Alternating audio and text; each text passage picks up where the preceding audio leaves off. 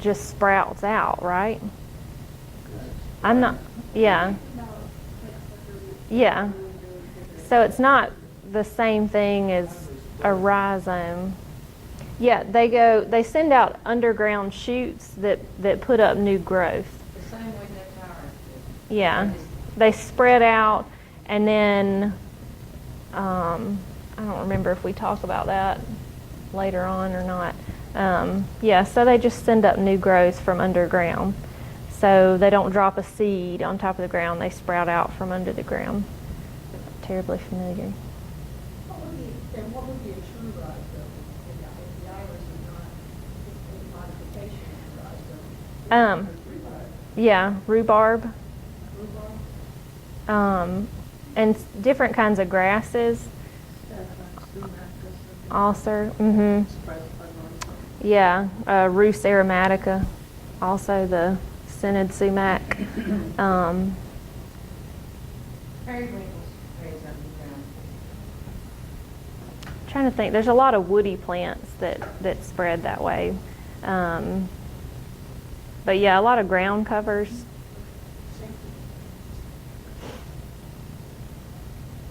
So were you saying that iris didn't follow the rule because those roots are on top? Is that what is going on there? Yeah, so this would be over the surface, like a rhizome would be where the root systems connect underground from the base. And so an iris sends up, it's on the top. So it's not, yeah, it's not putting it, you're right, it's not sending it from the base of the roots. It's sending it from the base of the plant. The roots have a tendency to mat. Yeah, Yeah, they have a really, they're extremely hard to get out. yeah, I don't like them either.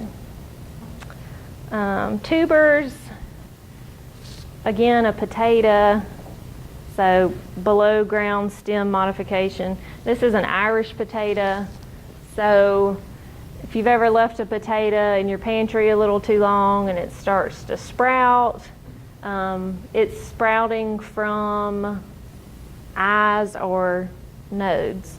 So that's where it's putting out its new growth. If you want to plant potatoes, you have to make sure that you get a little piece that has a little eye on it and plant that, and then you'll get a new potato plant. So leave a potato out and let it sprout and see how many nodes you have on it. But that's just where its new growth comes from. So corms and bulbs. So you see the different layers on here, the leaf layers and the stem at the base here, and then you have right here would be a lateral bud.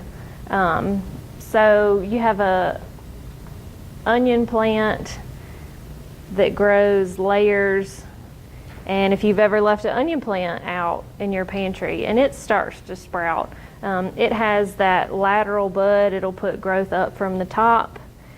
If you have a daffodil bulb or a daffodil bulb, sometimes it'll put out another little growth from the base. It's layered differently, and that's the difference between the two. So a plant that's a corm has that lateral bud, it's going to get that lateral growth, whereas a bulb can actually grow out from stems that are inside and put out side shoot growths. So an onion is a corm? Yes. No, an onion is a bulb, sorry. It has lateral growth. It does, and this picture's not right. An onion is a corm, but it says a bulb. So don't read this because that's not right. But you put onion bulbs out when you plant. Yeah, that's what they call it, but don't read the word, it's not right. I need to change that. To clarify what is correct, please. Okay. Okay, I got it now. It's talking about this picture. I was like, this isn't right, but this is right. Sorry. Okay, just kidding. I completely erased everything I said. The onion plant at the right, I was looking at the illustrations on the bottom, and I was like, that's not right at all. So, this is the onion plant, and it's a bulb. So I said all that wrong. Here you have these layers, and these are the leaves that cover up the stem, which is in the middle at the base. It puts up its growth from right here and sends up that central growth right here. So on a daffodil, the layers are like this in a circle around the outside, and you have little side growths that can come out right here. So we'll just do the same thing. Yeah, So technically, when you're eating an onion, you're eating the leaves? yes, the leaf layers. Yeah, so this central part right here, that hard part that you usually toss, that the roots are coming out of right here, that's the stem, and all these side pieces that you're eating and peeling away are the leaves. So when, They're lateral. And they're lateral, their growth is lateral. Yes. I mean vertical. Yes, so you have lateral growth coming from the center, like in this picture. Whereas on a tulip, you can get little side shoots because the layers are in a circle this way.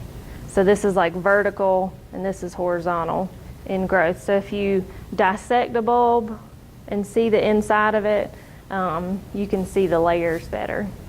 You can't peel apart a tulip bulb like you can peel apart an onion and see the layers. It's differently. Sarah, when they say that daffodils are natural, that means they're spreading, and they're spreading through the addition of new forms, growing on to the original forms, is that how they spread? Yeah, little lateral buds that form on the sides of them. Yeah, so they've adapted to that environment and spread by putting out offshoots underground bulbs. So if you plant a little pile of daffodils, and then you wait a few years, you'll have a bigger pile of daffodils, exactly, because they're putting out more little side growths. Is that characteristic of all daffodils or only some? Only some, because some of them are hybridized, and the ones that are hybridized don't spread the same way. How do you know when you buy ones that are hybrid? Well, no, it won't say naturalized, because naturalized is, that's referring to its state. So if it's naturalized in an environment, then that's what it's done. It has naturalized. Most of them, if it has an X, so if it's Narcissus X, whatever, periwinkle, that X is a hybrid. That means it's a cross of two things. So that's how you tell on a plant if it's a hybrid or not. If it's a cross between two things, it'll have that X on the label.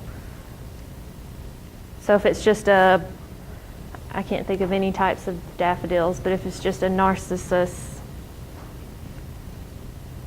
Orlando, then it's not a cross between anything.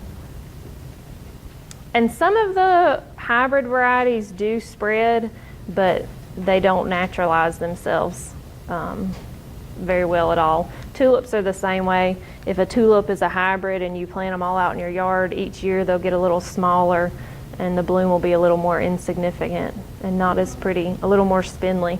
So if you're looking for something to naturalize or to keep around for several years, get something that's not a cross. So some different pith types. Pith is just the inside of the stem where all of its chambers and inner parts are. So there's different kinds in here. We have solid piths, diaphragmed and chambered, and that just basically has to do with its capacity to move water and nutrients. This, I won't say it's not important, but it's important when it comes to propagating, but as far as plant ID, it's not terribly important. Just know that different plants are set up different ways on the inside and how they move water. It might help you if you're trying to identify a plant though, because frequently the key will come down to, you know, what does it look like inside the stem? Yeah, it can. It can, yeah. Like I said, it's helpful. It's helpful in propagation, for sure. And we'll talk about it a little more in the propagation class. And it can be helpful in ID, but a lot of them, the stem is so small that it's real. I mean, if we took 3 stems from outside and cut them, we probably wouldn't be able to tell as good on them how they were split up. You've So. got to cut the stem to identify the plant, may have killed the plant. That's true. You might have. But just to know that that's basically the innards of the stem is the pith. So we'll go through bud orientation. We'll talk about opposite, alternate, whorled, and basal. Again, this kind of stuff is, oh, just kidding. Jim says it's time for a break. So we'll take a break and then we'll talk about